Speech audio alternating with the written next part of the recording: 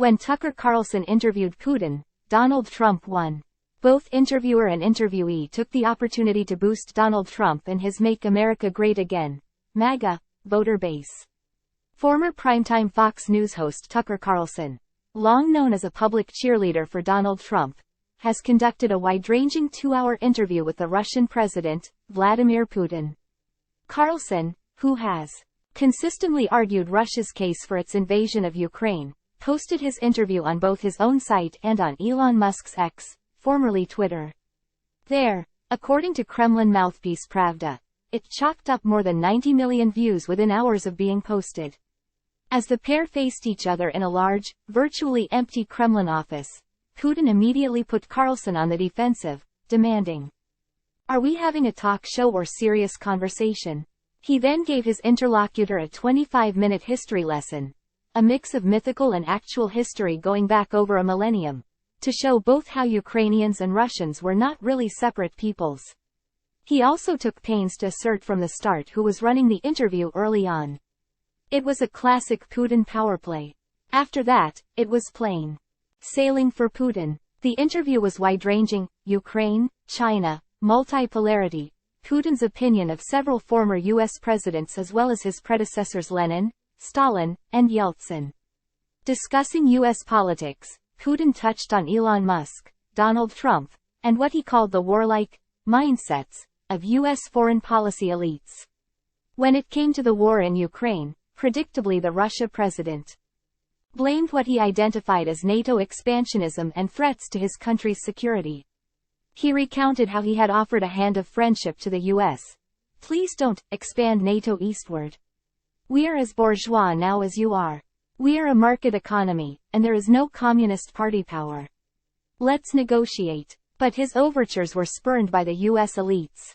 Also predictably, both interviewer and interviewee took the opportunity to boost Donald Trump and his Make America Great Again, MAGA, voter base.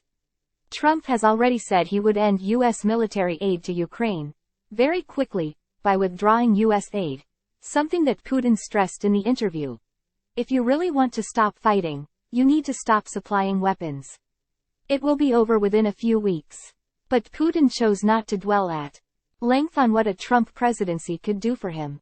Instead, he took a shot at U.S. policy on Ukraine as a distraction from America's domestic woes, zeroing in on what is a sore point for many swing voters: immigration. "You have issues on the border, issues with migration, issues with the national debt," he told Carlson.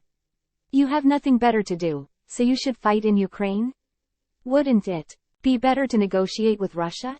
The Russian president floated the idea that U.S. foreign policy decisions had been captured by what he called elites' mindsets, and that while Trump may well change U.S. policy towards Russia, it would only happen if the elites change, too.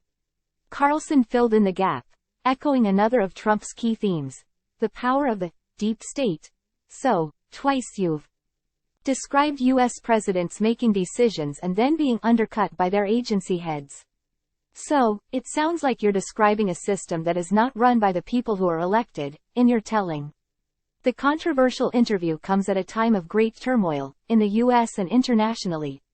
Trump, for whom Carlson campaigned in the 2020 election campaign, faces a string of court cases, including some that could, if he's convicted, see him imprisoned before the November 2024 presidential elections. The U.S. Supreme Court will also rule on whether Trump should be removed from the ballot altogether due to charges of insurrectionary conduct on January 6, 2021. Congress also remains at loggerheads over providing further financial support to Ukraine.